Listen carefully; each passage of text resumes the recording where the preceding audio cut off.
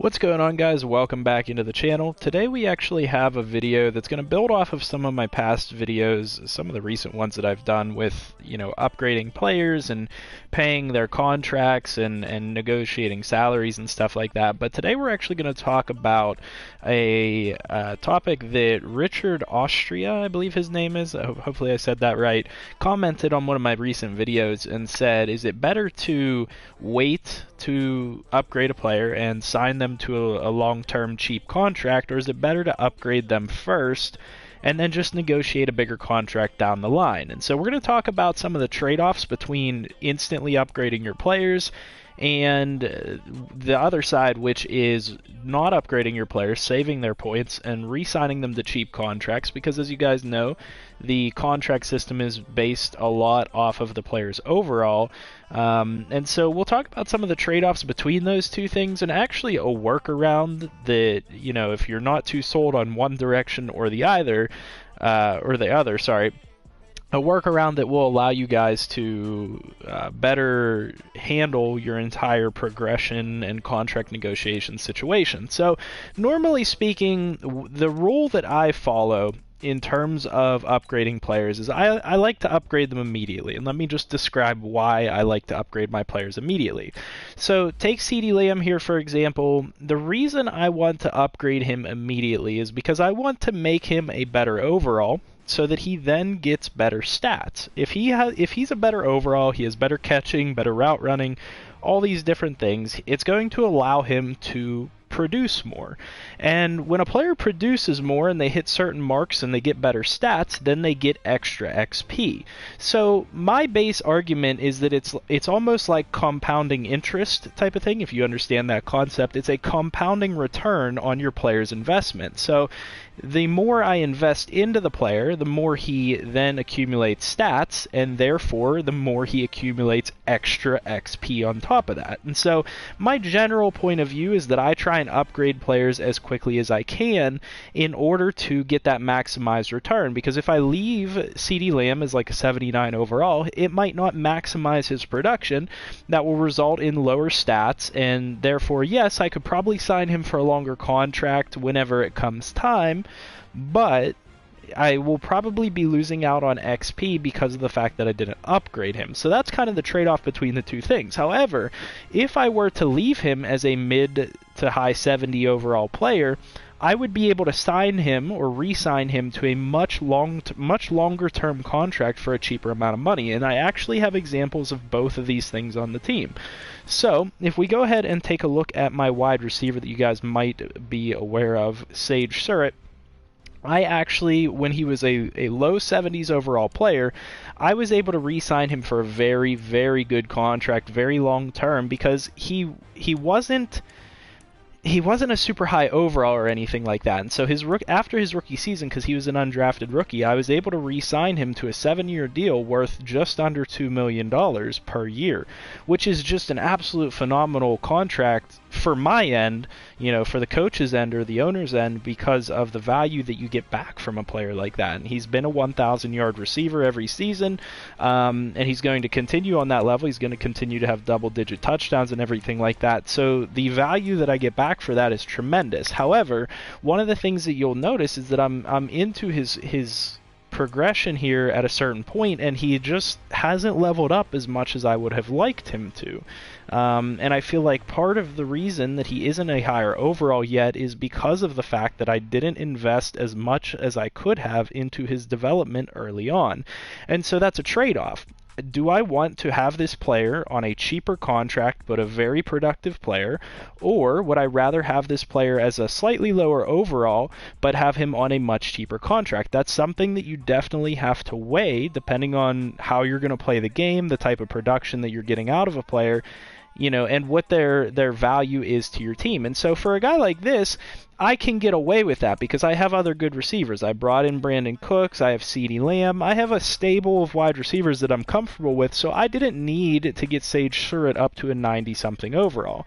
However, there are certain players that I invested heavily in early on as opposed to negotiating a cheaper contract with, guys like Josh Allen, guys like Singletary, guys on the defense like Ed Oliver and Tremaine Edmonds. And the reason that I chose to invest in them as opposed to saving out and saving on their contracts and not giving them as much XP is because I wanted to get these guys to as high an overall as possible. I wanted to increase their ratings as high as possible, and I wanted to get them the best development trait possible. And so for Josh Allen, starting off as a star player, you're much less likely to get him up to a superstar X Factor type of development if you're holding off on upgrading him. You know, he's going to be less accurate. He's not going to make all the passes that you need him to pass, especially if you are playing on a realistic slider set like we are. So there's a trade-off that you have to consider between your players of whether it's better to hold off on developing them and sign them to a cheap contract, or whether it's better to just straight up develop them. And for the most part, I go with the compounding return, which is developing them early on so they can then earn more stats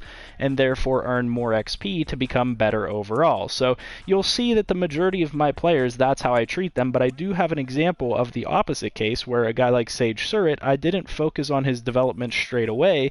I focused more on trying to keep him on a cheap contract. So there is a trade-off there, but there are two workarounds that you can do. One of them is a legitimate workaround to it, and one of them is something that I would consider cheating or cheesing that you can do to kind of negate this argument altogether. So whether you lean to the side where you want to develop players right away, or you lean to the side where you want to hold off on developing players to negotiate a contract, or if you fall in the middle and you don't want to do either, consider this option. If you go to upgrade a player, you might want to consider, and I've mentioned this in a couple other videos, you might want to consider developing their other skills. And so a good point of contention here is a guy like CeeDee Lamb. So right now CeeDee Lamb is considered a 79 overall in the contract negotiation system.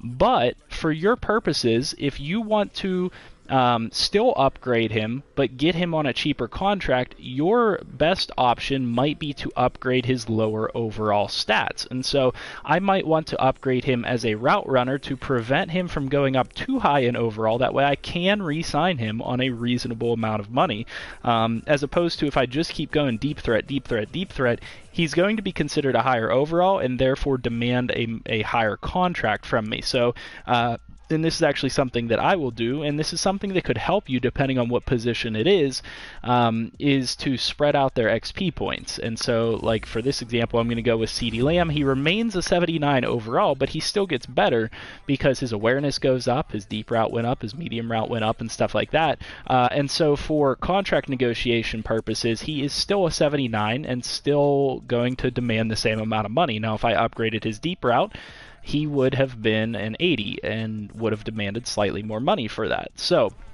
keep that in mind as a way to work around these things. And that's something that I might have hamstrung myself. If you guys watch my previous videos, I might have hamstrung myself a little bit in terms of developing these players because I had to give them so much money because of how I developed them. And it bit me in the butt a little bit later on because guys like Ed Oliver, for example, I developed him as a a power rusher more than anything, and so I was starting to regret the fact that he was like a 95 as a power rusher, but only like an 85 as a run stopper, when I could have probably gotten him to a point where I had to pay him less money, and he was still as effective if I would have just made him like, a high 80s across the board in each of those categories or something like that. So you do have to consider the trade-off between those different aspects. Now, there is one other workaround that I want to tell you guys about that you can do. So you can reset the contract negotiation system.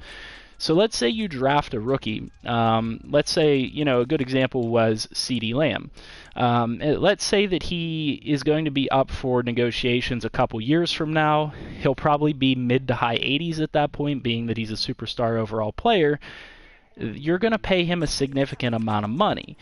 But if you want to get him on a cheaper contract, what you could do to cheese the system, and I don't recommend doing this, but if you're in a league where you're like offline by yourself or something like that, or you're in a relaxed league where this doesn't matter too much, if you want to kind of game the system, you could release that receiver. So I could release CeeDee Lamb, and then it automatically resets his contract negotiations, and you'll be able to negotiate a contract with him that year. So I'll be able to negotiate a contract with CeeDee Lamb as a 79 or low 80 overall player, as opposed to 3 or 4 years down the line negotiating with a high 80 overall player. So that's kind of the second way that you can get around these things. But generally speaking, I recommend that the best way to go about progressing your players is progressing them as soon as you possibly can. And then, you know, if you are starting to realize that they're getting a little bit too spread out in their points, like a guy like Malik Jefferson, for example, start to fill in some of those gaps behind them. They won't go up in overall, and therefore they won't demand a much bigger contract. You'll still be improving the player. So definitely keep these things in mind whenever you guys are considering, you know, should I upgrade this player right away? Should I try to negotiate a cheaper contract and hold off on his development? That's going to be really important for you guys whenever you're playing your franchise modes. And it's really just going to depend personally for each person, for each player, for each user on what you want to do. You know, you might get production out of a 74 overall, and therefore you don't need to upgrade him. You know, it's not necessary for me to upgrade Malik Jefferson maybe. Then you can certainly consider holding off on upgrading him, negotiate a cheaper contract, and then give him his points, his upgrade points later on. So definitely something to think about whenever you guys are playing your franchise modes. Great comment by the person that I shouted them out in the beginning of the video, so great comment by them. Great video idea. I felt like it was something I needed to address immediately. Hopefully this helps you guys out in some way. If it does, leave a like on the video as always. Comment down below what you guys would like to see next. And subscribe to the channel if you're new. And I'll see you guys in the next video.